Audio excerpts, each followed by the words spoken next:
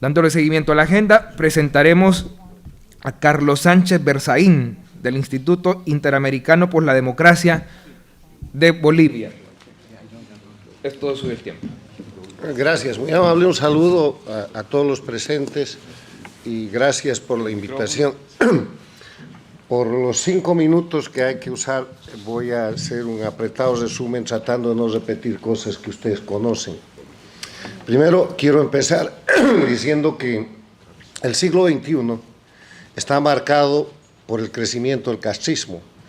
El siglo XX, del 59 a el inicio del siglo XXI, fueron décadas de castrismo señaladas por fusilamientos, violación de derechos humanos, crímenes de terrorismo, guerrillas rurales, urbanas, invasiones, narcotráfico.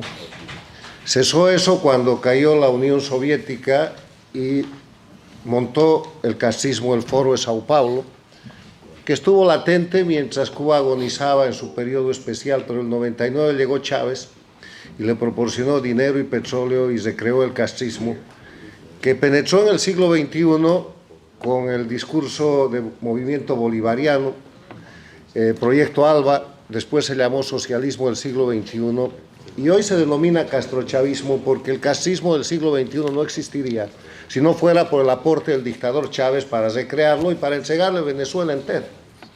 ¿Qué es el castrochavismo?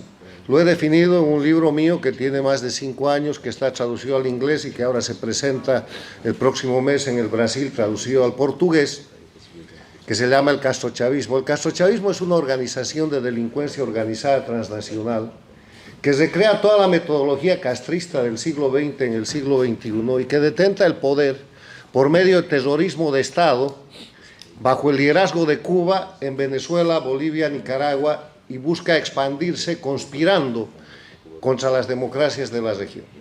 Entonces, ¿cuáles son las notas características del castrochavismo? Primero es castrismo del siglo XXI, nada más. Lo mismo, los mismos crímenes, las mismas prácticas, ejercicio del poder con terrorismo de Estado, crímenes de lesa humanidad, presos políticos, tortura, asesinato, exilio político, agresión a las democracias, guerrillas, narcotráfico, en el siglo XXI. El segundo elemento es que ha logrado una organización de expansión de delincuencia organizada que abarca hoy día dictaduras que están ubicadas en Venezuela, en Bolivia, en Nicaragua, estuvieron en el Ecuador, tienen 2 gobiernos paradictatoriales en países democráticos, que son México y Argentina, México con López Obrador y Argentina con Fernández Kirchner, y llamo regímenes o gobiernos paradictatoriales a gobiernos que, siendo países democráticos, han puesto toda su política exterior y gran parte de sus recursos internos para sostener y proteger a la dictadura de Cuba, para rehabilitar a la dictadura de Venezuela, para reponer la dictadura en Bolivia, cosa que han logrado, y para encubrir a la dictadura de Nicaragua. Y ese es el papel de López Obrador y de Fernández Kirchner, que están pagando el dinero y el apoyo recibido del castrochavismo para tomar el poder en esos países. Pero hay 2 países más donde detenta el castrochavismo el poder ejecutivo, que son Perú y Chile, bajo observación porque no han logrado avanzar.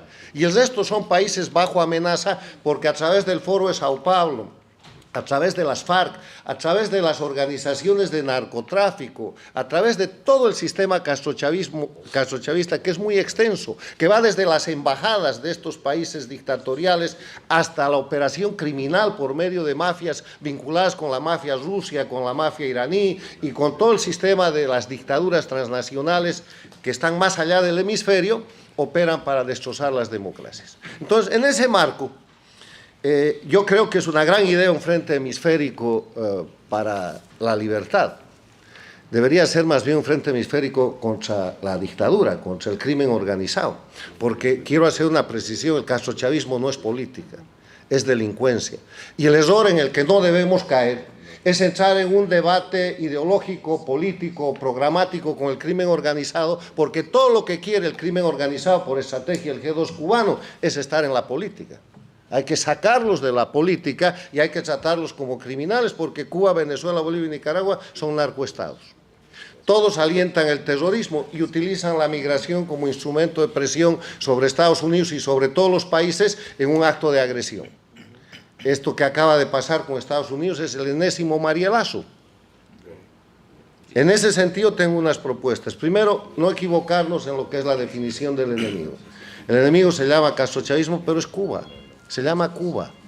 El resto es la expansión de la dictadura cubana. Una dictadura cubana que ya les he referido cómo se recrea para el siglo XXI y que está fuerte y que es la líder de América Latina hoy día y Estados Unidos lamentablemente lo acaba de reconocer. Segundo, hay que definir quiénes somos. ¿Quiénes somos?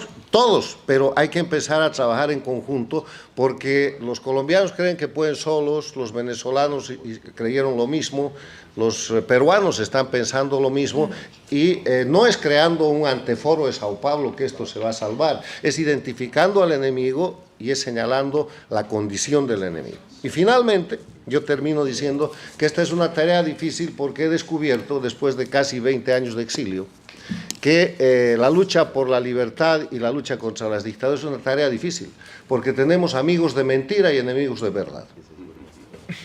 Muy bien.